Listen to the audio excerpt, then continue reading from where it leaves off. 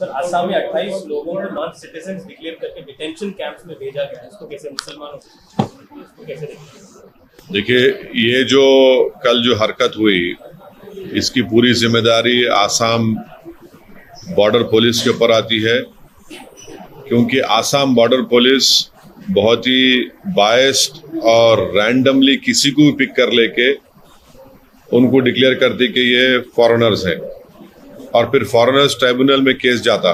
और foreigners tribunal का भी जो तरीका जो है वो बड़ा एक्सक्लूजनरी है, आर्बिट्ररी है। और तीसरी बात यह है कि सेक्शन 9 ऑफ जो फॉरेनर्स का एक्ट है उसमें बर्डन ऑफ प्रूफ जिन पे आर्बिट्रर्स पे लगाया जाता है कि ये भारत के नागरिक नहीं, उन पे आ जाता है। तो इसीलिए ये जो पूरा प्रोसेस है इसके बारे में आप थोड़े दिन पहले रहीम अली का एक केस हुआ था सुप्रीम कोर्ट में, जिसमें सुप्रीम कोर्ट ने कहा था कि ये पूरा प्रोसेस ग्रॉस इनजस्टिस है, और इसीलिए ये आसाम की बॉर्डर पुलिस और फिर वहाँ का जो फॉरेनर्स ट्राइब्यूनल है इनका जो तरीका है बड़ा आर्बिट्री है। और इसी की बुनियाद पे आप देख रहे हैं कि आसाम में एक फैमिली में अगर 6 लोग हैं तो एक आदमी को बोलते ये इंडियन सिटीजन नहीं है। कैसा हो सकता है बोलिए?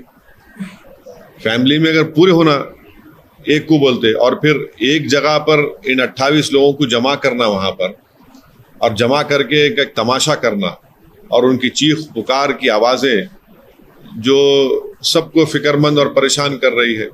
और आखिरी बात यह है कि government of India media report के मुताबिक सितंबर से सेंसस शुरू करेगा, और सेंसस के साथ नरेंद्र मोदी एनपीआर एनआरसी करेंगे। जो स्टेट्स जैसा तेलंगाना है, यहाँ पर तेलंगाना की असेंबली में एक रेजोल्यूशन पास हुआ असेंबली में यूनानिमस के सेंसस होगा मगर एनपीआर एनआरसी नहीं होगा। मगर मोदी ये चाहते कि सितंबर में सेंसस होगा तो एनपीआर एनआरसी के साथ कराया जाए। अब जब एनपीआर एनआरसी होगा तो यही नज़ारे पूरे मुल्क में नजर आएंगे हमको, खुदा ना खास्ता। सर, लीगल एस्पेक्ट्स को कंसिडर करते हुए इन लोगों को बताया गया है कि ये फॉरेनर्स नहीं, वो सही है। मैं आपको क्या बता रहा हूँ कि सेक्शन 9 जो है वो बर्डन ऑफ प्रूफ किसी पे भी आप इल्जाम लगा दो कि भारत के नहीं है, उनके ऊपर आता। दूसरा है कि आसाम की जो बॉर्डर पुलिस है रैंडमली किसी को भी उठा सकती है और उनको बोलते कि सिटीजन नहीं है। और फिर 2017 में यही ट्राइब्यूनल के मेंबर्स को रिन्यू नहीं करे, गवर्नमेंट में जवाब दाखिल करी है बोल करके वो लोग काम सही नहीं कर रहे। काम सही नहीं कर रहे का मतलब क्या है कि ज्यादा लोगों को आप लोग डिक्लेयर नहीं कर रहे कि ये इंडियन सिटीजन नहीं है। तो ये पूरा प्रोसेस आर्बिट्री है। और रिसेंटली मैं आपको एग्जाम्पल दे रहा हूँ, रहीम अली का केस है सुप्रीम कोर्ट में, जिसमें सुप्रीम कोर्ट ने कहा कि ग्रॉस इनजस्टिस है पूरा जो इनका तरीक़ेकार है, और वो बेचारा मर गया जब जजमेंट आया।